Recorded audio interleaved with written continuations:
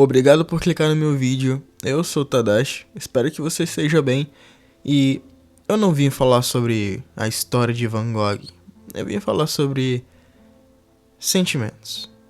Uma coisa que eu preciso dizer é que Van Gogh gostava muito de ler.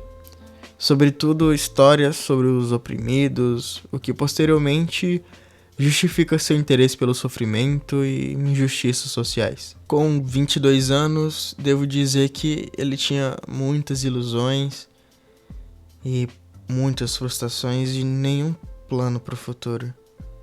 O que eu começo a compreender que é algo bem comum hoje em dia. Ele se torna um religioso fervoroso só para fugir da sociedade, da família e da realidade. Então, ele vai para a Inglaterra e aceita um cargo de professor de francês em uma escola primária de uma pequena cidade, mas logo as escolas não querem ele mais. Então ele volta para a Holanda, torna-se depressivo e sofre seguidas crises nervosas e passa longos períodos de solidão.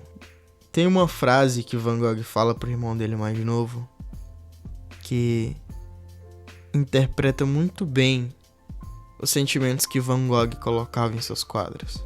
Eu não quero pintar quadros, eu quero pintar a vida. Van Gogh, então, depois de muita desilusão, decide morar no campo para ele pintar a vida. Mas a vida que ele enxergava de fato era a natureza. Gauguin, a pedido de Tell, aceita morar com Van Gogh. A diferença de temperamento e de atitudes diante da vida acaba explodindo em desavença. Van Gogh tem crises de humor, discute e agride o amigo. Sofre de mania de perseguição e, em uma das crises, tenta ferir Gauguin com a navalha.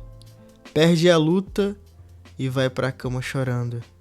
Arrependido, corta um pedaço da orelha e manda um envelope para Gauguin. Ou seja, pelo contrário do que muita gente acredita, Van Gogh não cortou a orelha para ter inspiração ou algo do tipo, ou melhorar na concentração. Ele cortou e mandou no envelope para Gauguin como um pedido de desculpa.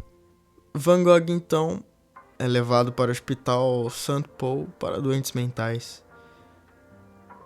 Depois de 10 dias ele vai para casa e pinta o autorretrato com a orelha cortada. Pela tela podemos ver um olhar triste, um olhar de alguém depressivo, um olhar de alguém sozinho,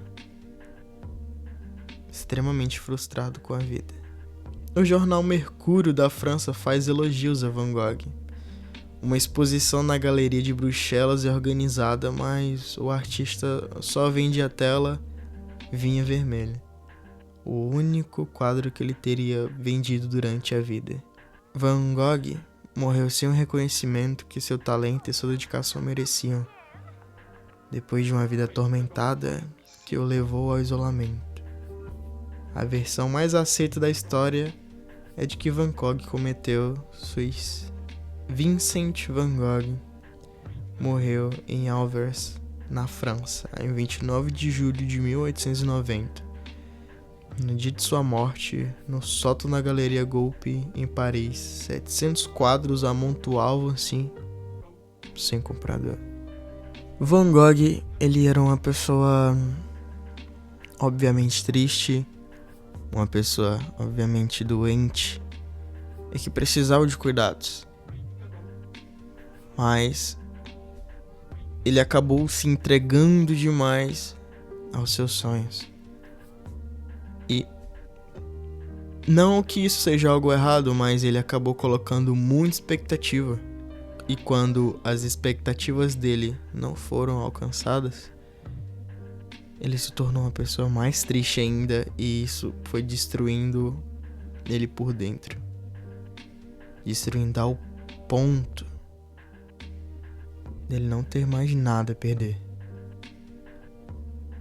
mesmo que sua arte não tenha sido valorizada naquela época, hoje Van Gogh é um dos maiores pintores e artistas da história. Talvez Van Gogh tenha nascido na época errada, mas eu acredito que não. Eu acredito que ele precisava passar por tudo que passou para os seus quadros carregarem tantos sentimentos quanto carregam. Quando eu olho para um dos quadros de Van Gogh, eu não vejo só uma pintura a óleo de uma paisagem. Eu vejo o que Van Gogh estava sentindo e o que aquela pintura diz para mim. E o que as pinturas de Van Gogh dizem para mim é solidão.